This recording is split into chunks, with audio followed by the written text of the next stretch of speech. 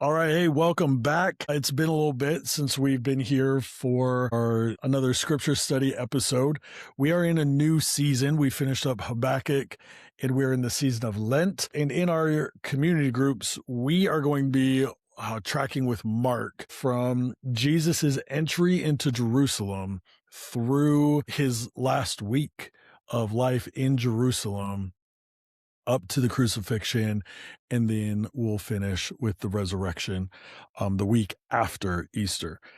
And so half of the book of Mark takes place in Jesus's last week in Jerusalem. And so there's a lot to cover. We're not going verse by verse in our community groups through the last half of Mark, but we will be looking at particular passages and using the whole text as a resource to inform our discussions and our questions and our the places that we lead us. We are led by the Holy Spirit in our time together. So before we get going, Bennett, welcome. It's good to be back. Good to be back. Talking about this stuff. You were a part of a community group this week. In your community group, you talked about this. We're going to get into some specifics, but generally, how was it with your time as a group in this text today? Yeah, it was fun. I think this is it's a fun text because, there's this big question of like, what's going on with this fig tree? I think one of my favorite comments from someone in our group was that I don't think Jesus is mad at the fig tree, but like, what is going on? Because this is a crazy passage with some crazy claims. And it's a joy to kind of get a dig into that and figure out what is going on and what do we learn. Yeah.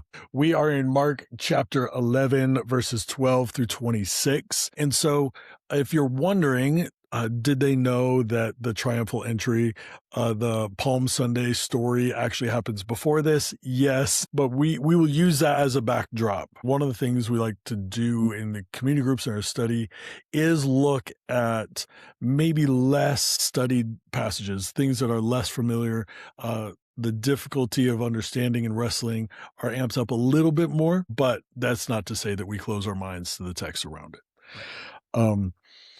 So if you haven't read the text or aren't familiar with what we're going to be talking about, go ahead and pause the episode right now. Go ahead and read this a couple times and then jump back and join us. But we are going to go ahead and get started right now. And Bennett, we're going to start with this fig tree. So is Jesus really mad at this fig tree or is something else going on? Yes, so it's an interesting question. Jesus walking with his disciples sees a fig tree in leaf, so it's alive, there are leaves on it, and he goes up because he's kind of hungry. And he comes up to it, finds nothing but leaves, there are no figs. And then Mark adds this strange addition. It was not the season for figs. If we look at parallel texts about Jesus cursing the fig tree in Matthew, that's not there. Mark is the one who adds, like, it wasn't the time for figs. So there's this question kind of like, well, if it wasn't time for figs, like, the tree didn't do anything wrong. Like, why is Jesus so angry? Why does he say, like, may no one ever eat fruit from you again? It seems a bit odd. The questions we got to ask is what else is going on? Jesus is a man of a full range of emotion, but he does not lack self-control. Right. Right. And so everything he does on purpose. I mean, it goes back to when Jesus says, I only do what I see my Father doing. And so whether that's in specifics or this is what my Father would do, I know him so well that when I do this, it's what my Father would do. And so he's not just like hangry and being like, all right, I'm done with this fig tree. Yeah. Yeah, I think and especially Mark's addition of it was not the season for figs. We ask, and rightly so, what is going on here? Why is Jesus doing this? Because that's the question that Mark wants us to ask. Yeah. I think he's inviting us to say, if Jesus were just hungry and it were the season for figs, and he went up and went, I hope nobody ever eats from you again, we'd go, okay, that was maybe a little dramatic, but you're okay. And also we would kind of like understand, right? You go up to a vending machine because you're hungry and it's empty. You're like, or like it doesn't take a card, and you're like, that's brutal. You Yeah. maybe like curse that vending machine. I don't know. Don't ever use that one. You can't rely on it. But that's not what's happening here. No, we're meant to ask, what is going on here? Yeah. And in order to determine that, I think we need to move on to that kind of next chunk, Jesus cleansing the temple. Yeah. And we'll come back to the fig tree conversation because Mark comes back to it. Yep. And I think it's worth noting again that here in Mark chapter 11, Mark's whole gospel pivots. From the first 10 chapters, we cover 3 years of Jesus' public ministry. From Mark 11 on, it's 1 week of Jesus's life, culminating in his death and resurrection. So Mark is framing everything. He's setting the trajectory of what it is that he wants us to be paying attention to, what it is that Jesus is emphasizing in this next week. So if it feels random, it's supposed to. He's like, hold on to this, put it in your pocket, and we'll come back to this. Yeah, and Mark even just says, and his disciples heard it at the end of Yeah. at the end of verse 14. Like Noted. They're bookmarking this one. Which is funny. Yeah. So then Jesus, reaching Jerusalem, Jesus entered the temple courts and began driving out those who were buying and selling there. He overturned the tables of the money changers and the benches of those selling doves, and would not allow anyone to carry merchandise through the temple courts. Now, this is Mark 11:15 through 16. This is the classic Jesus turning over tables story, the moment. And one of the things that I've seen over the years, and it's not unique to my experience, this has happened for a long time, but a lot of times church people, well-meaning Christians and Jesus followers, have turned these 2 verses into a caricature of itself. Yeah, say more about that. Where when we don't like something that the church, the organization of the church is doing, we want to turn over tables, just like Jesus. We walk in, and the decisions that were made that have moved the organization, the mission that I love and I care about in a direction I don't like, we're turning over tables. And I'm justified in doing so because that's what Jesus did. Right. He came in angry, and Jesus didn't like, we replaced temple with church, not the same thing. And we center ourselves in Jesus's shoes and say, I read this and say, oh, I'm going to be like Jesus. I am the Jesus figure in here. It is my job to clear out all the wrong, all the bad, regardless of what type of wrong it is. I decide what's wrong. Or the reverse can happen where someone comes in really upset, has a bone to pick, or just genuinely like, this has been stewing and things need to change. He's just coming in, turning over tables, you know? And we've turned it into a caricature where we've do we really know what Jesus's intention is here? What prompted him? Jesus has been in the temple his whole life. I mean, one of the first stories we have about Jesus is as a 12-year-old boy in the temple. He's been in the temple his whole life. What was different about this time where he was like, lost it?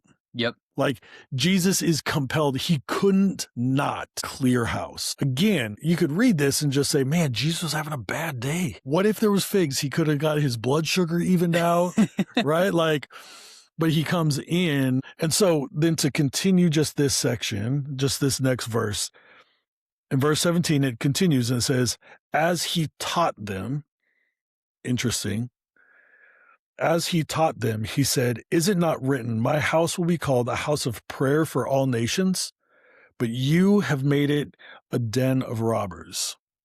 Bennett Is Jesus just having a really bad day, or is there something else going on here? No, I think there's 100% something else going on here. Actually, this is a side note, and I Mhm. can't help myself. If we go right before this verse or before our text in verse 11, which we Yeah. didn't read, it says, "Then Jesus entered Jerusalem, went into the temple, and when he had looked around at everything, as it was already late, he went out to Bethany with the 12." Yeah. One of the commentators I was reading suggested like Jesus was scoping out what he was going to do. This was not just like he didn't just Interesting. walk in and decide, "Hey, now's a great time to be angry." Like he knew exactly what he was doing, and this had been like this was premeditated. And he's angry because he as he teaches, "My house shall be called a house of prayer for all the nations, but you have made it a den of robbers." He's talking about two texts here, one in Isaiah and one in Jeremiah. And so in Isaiah, it's in the context of this beautiful promise of God's holy temple being a place of worship, not just for the Jews, but that like there was this expansive vision for it. We often think of like after Jesus, then the Gentiles were welcomed into like God's love. And it's like, no, that was always the plan. Yeah. That was always the plan. And there's always been a pathway for Hmm. Gentiles. Um, and so, uh, here I'm gonna go ahead and interrupt because I think this passage in Isaiah 56 will help give a little bit of context. We're gonna start in verse 3 of Isaiah 56. It says, "Let no foreigner who is bound to the Lord say, 'The Lord will surely exclude me from his people,' and let no eunuch complain, 'I am only a dry tree.' For this is what the Lord says, to the eunuchs who keep my Sabbaths, who chose who choose what pleases me and hold fast to my covenant. To them I will give within my temple and its walls a memorial and a name better than sons and daughters. I will give them an everlasting name that will endure forever. And foreigners who bind themselves to the Lord, to minister to him, to love the name of the Lord, and to be his servants, and who keep the Sabbath without desecrating it, and who hold fast to my covenant, these I will bring to my holy mountain and give them joy in my house of prayer. Their burnt offerings and sacrifices will be accepted on my altar, for my house will be called a house of prayer for all nations. The sovereign Lord declares, He who gathers the exiles of Israel, I will gather still others to them besides those who already gathered." Isaiah 56, 3 through 8. Wow.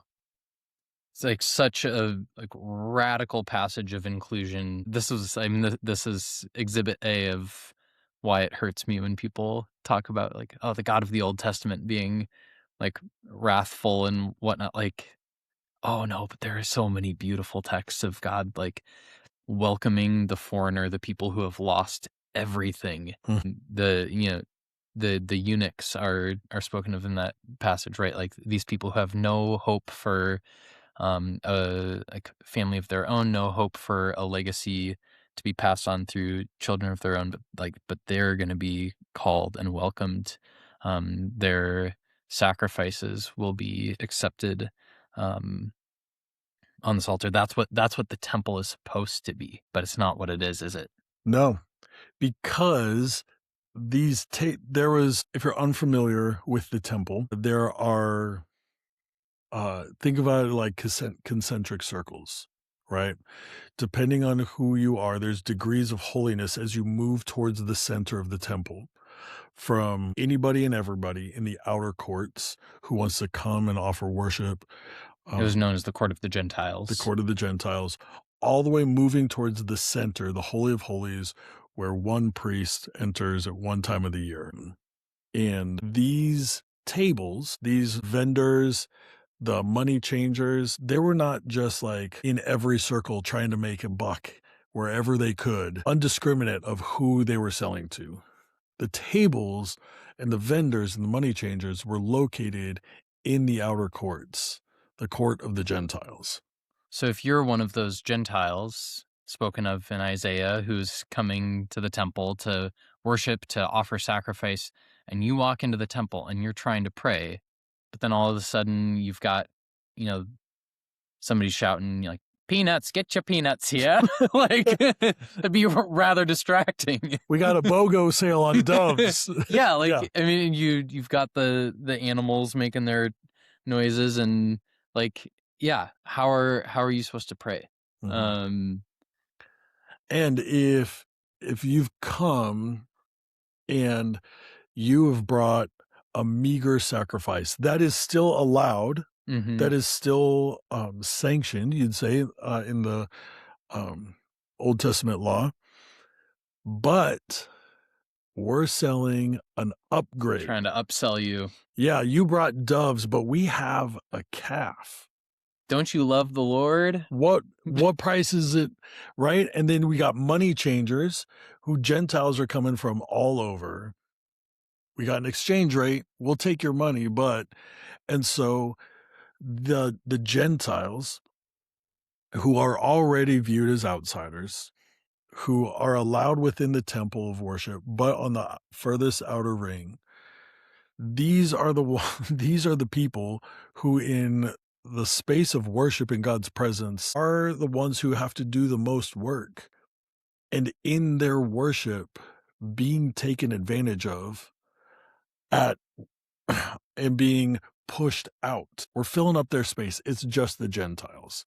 Don't worry about them. And so then Jesus comes in and he sees with Isaiah 56 in mind, Yes. the heart of his father who says this was never supposed to be a place where the people who have the most work to do get the least opportunity to worship. Mm-hmm.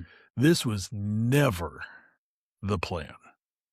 Yes, then he ties it in with this passage from Jeremiah, but you have made it a den of robbers. And in that context, it's speaking specifically about the high priests, the rulers, the haves as opposed to the have-nots who have been walking outside the temple walls, oppressing the people. They've been committing acts of injustice and then have essentially retreated into the temple to maintain this kind of image of holiness or to kind of protect themselves a little bit even. Well, and I'll go ahead and read Jeremiah chapter 7, verses 9 through 11, just to give context for what Jesus is saying there. This is Jeremiah speaking to God's people. Will you, speaking on behalf of God to God's people, will you steal and murder, commit adultery and perjury, burn incense to Baal and follow other gods you have not known, and then come and stand before me in this house which bears my name and say, we are safe to do all these detestable things? Has this house which bears my name become a den of robbers to you? But I have been watching, declares the Lord. And so this putting these two things together, Jesus isn't just having a bad day. No.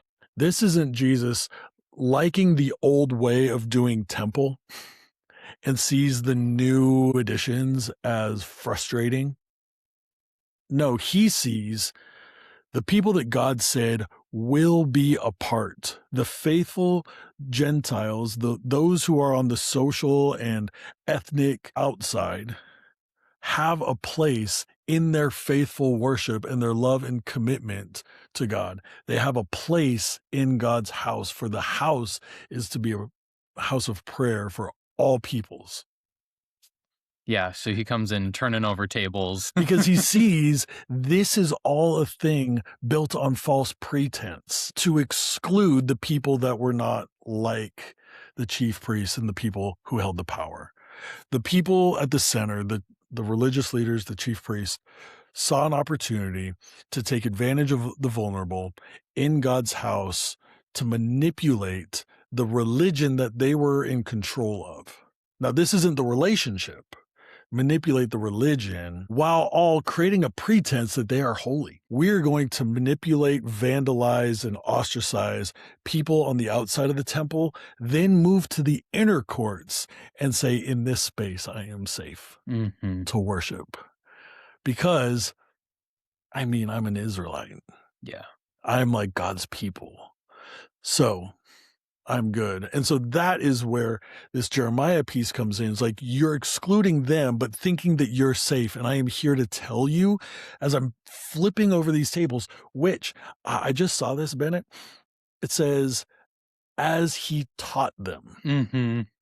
So he's turning over the tape, chasing them out, and then teaches them Yeah. and says, no, no, no. I am here to teach you what the word says. I am here to teach you that this is a place for all people. Yeah. So And even this radical, even like borderline violent act, yeah, it's not just he's angry and taking his anger out on people. Like he's using this moment to teach the people who are listening to him about the heart of the Father. yep. And so then it says, and when the chief priests and scribes heard it, call back to his disciples, hearing him say, may no one ever eat fruit from you again. His disciples heard it. Yep. He speaks again, and then the chief priests and scribes heard it, and then they begin looking for a way to kill him. For they feared him because the whole crowd was amazed at this teaching. And so again, Jesus isn't just having a bad day. And yes, he's chasing away the vendors. Yes, he's chasing away the money changers. Yes, he's chasing away the people doing the selling. They are doing what they're allowed to do, maybe been invited to do. But when Jesus is doing this, there are two groups of people that really pay attention. It's the chief priests and the teachers of the law. The people with the responsibility to steward this space of worship, of sacrifice, of relationship.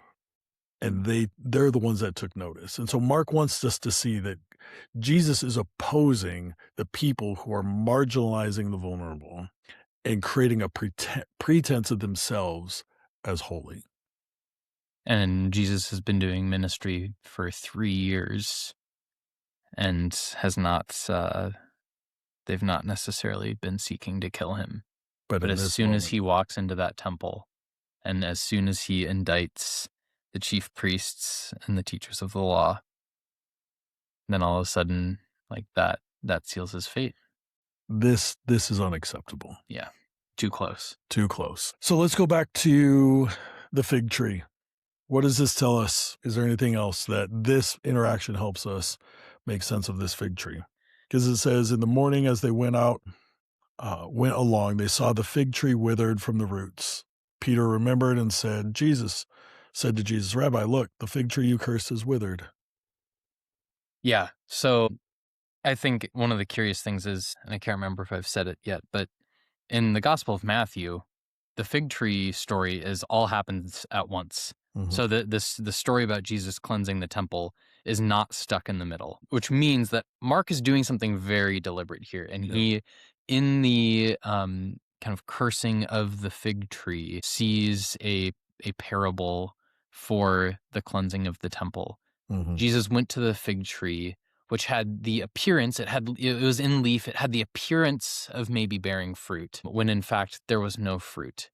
And he walks into the temple, likewise, which maybe has the appearance of being fruitful, of being of this like place of wonderful and glorious worship, when in fact there's nothing but death inside. And so when they pass by the tree, see it withered at its roots, I think we have to understand it as like a really damning indictment of what's going on. It's Jesus saying, like, this temple has the appearance of being fruitful, and it is not. This is what is going to happen if you continue to have the appearance of fruit, but it's not there. And that's not a theme that even he came up with. The nation of Israel is compared to a fig tree at numerous points in several different prophets. Yeah, I think of especially like Amos 5, right, having this theme of God's people offering praise and offering sacrifice, but him saying like it's just a pretense, like your hearts are far from me. Yeah, it's a significant and damning indictment. Yeah. And I think the withered at the root is important.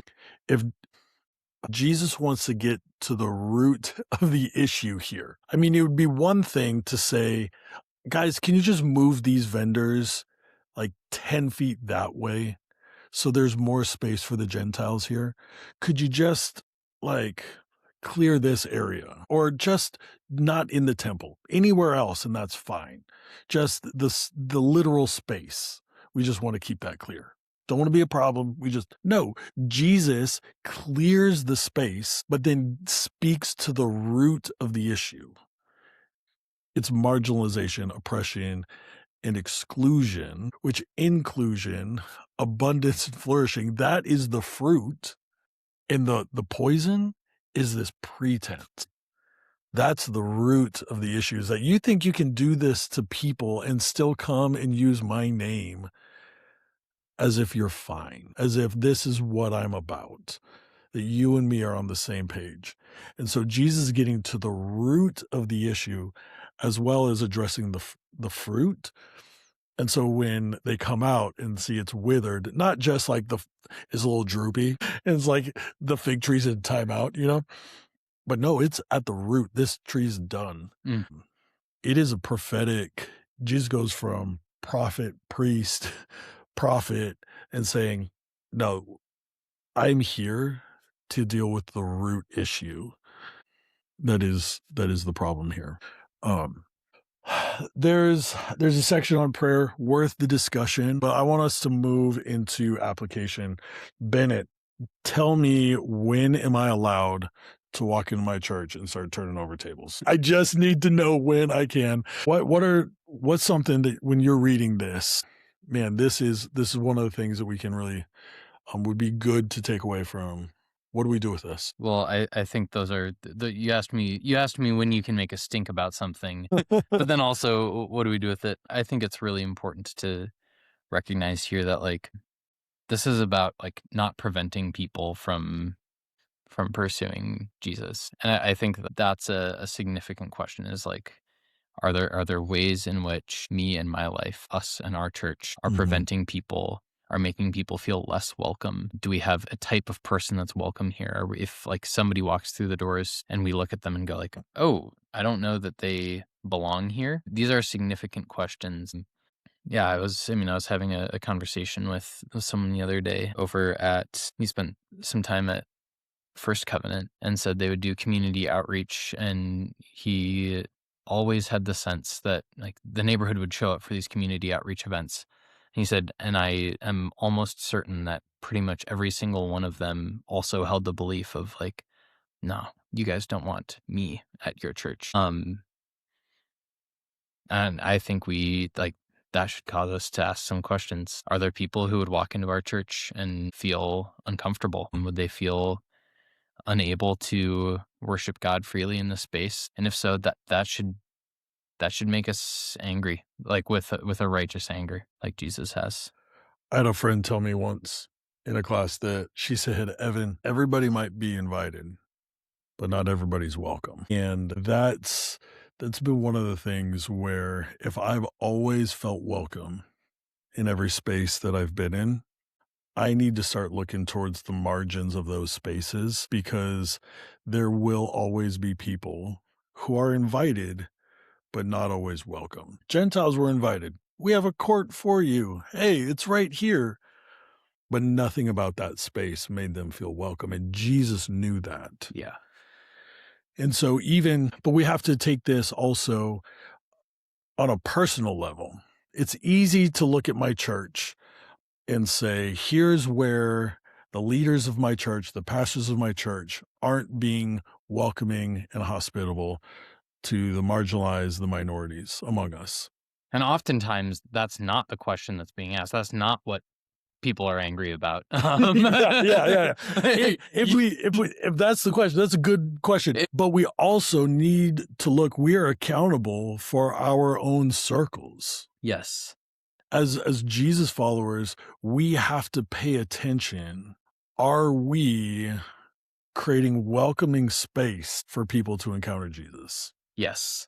Is my life, am I living in a way that makes it more difficult for some people to see Jesus, to interact with him, to experience his grace than for other people? And it's always going to be easier to point to the problems we see outside of us. I think Jesus has something to say about that. But when we think about what does this teach us, say to our sense of identity, belonging, and purpose, um, man, how am I living in such a way where on the margins of my influence, even out in the margins of my influence, I'm living in such a way and am associating with friends, my social circles are operating in a way where even on the edges of our sphere of influence, people who are not like us still have access. Yeah. One of the questions that I was pondering in our group on Monday is, I think it's easy for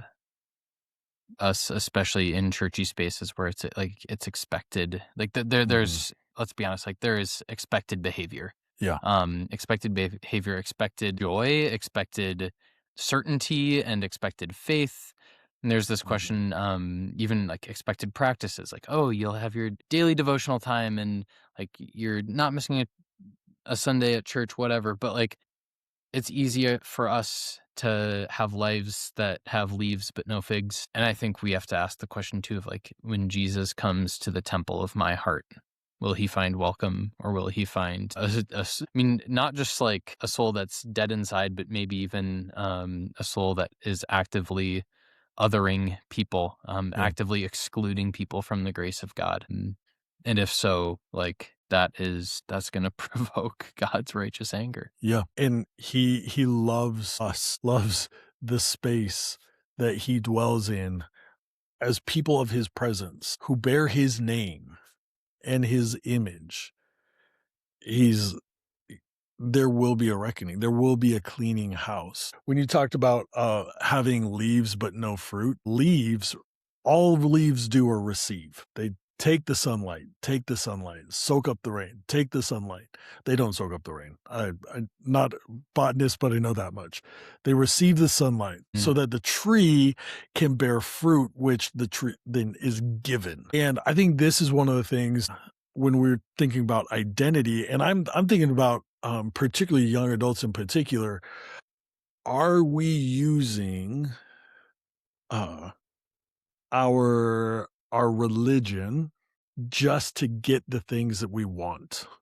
And so I think because there's a lot of times I talk to a lot of young adults who need community, who are looking for friends, who are looking for social and occupational networks, who are looking for romance. And these are areas where they feel like they're experiencing scarcity and they look at a church community that may have some of these or all of these in abundance. And we walk into these spaces and we'll start to pretend and act and just try to take all the things that we can to get the things that we need. These are friends that I need so I can feel like I'm belonging. These are the appearance of holiness that will help me find romance. These are professional networks because this is a multi-generational church. There's a lot of doctors at this church. There's a lot of fill in the blank, but it never translates to actually producing Christ-like fruit. And Jesus is like, hey, the people of God is a place of flourishing and diversity, but this is not a game. This is I mean, maybe like maybe some people listening to this feel like that's just a really cynical way to look at it, and I don't know, maybe it is, but like I think there's so much reality to that. I was having a conversation with a student just yesterday, actually, about like Christian community, Mhm, and there's we're talking about kind of like 3 points, like what Christian community should be, mhm, or like, even like can be, like Christian community in all that it should be in its goodness. Like one point of the triangle. On another point of the triangle is like what we kind of say it is. And so like what we claim our Christian community to be. And then at the third point, like what is actually like our lived experience of that Christian community. And I think it can be really easy to like say, oh, we're like a bunch of Christians and we're living in community. And so that's Christian community, right? And maybe we experience all of those things that we spoke about. And like none of those are bad things. right, Like I think it's great that you might make good connections, that you might find some of yep, your best friends, that like maybe a job opportunity does come out or a housing opportunity does come up. Those are things that the church should be doing. Right. But when that is just leaves, when there's no fruit to it, when that is not being used to nourish the people who are not considered just our insiders, then we have a problem. And this is how the temple courts can get so crowded so easily within a Christian community, where we see the desirable goods in a Christian community. Oh man, they have so much of the thing that I'm looking for. And I enter in simply to have. And I'm fighting so hard to belong. And if I need a place to be, and if someone else takes my place, then I don't get to be there. And so then I start creating conditions. Once I'm in, I start creating conditions for entry so no one takes my place. Because the reason why I'm here is for all these good reasons, but situational, conditional reasons. And then all of a sudden we realize, oh, I'm not generous. I am not inclusive. I am full of pretense because I have to keep up this image so I can keep receiving things. And so entering, and I'd tell you, Bennett, I've found myself in this place. Mm-hmm. I've in my 20s, in my 30s, and in my early 40s, it's an ebb and flow. And so when you hear us talking about this isn't a woe is you. This is if we are not diligent in being accountable in how we operate and how we live in community, man, it will be painful and it will be gracious when Jesus clears house. And just to say, like at the end of the week, when Jesus is in Jerusalem, when he's being crucified, his death is for the chief priests and the teachers of the law as well, is for the vendors and the money changers, is for everybody. But he needed to teach them that what this has become isn't what it was supposed to be. Yeah, they've embraced the anti-story. Yeah. Man, and it can be so easy to slip into that.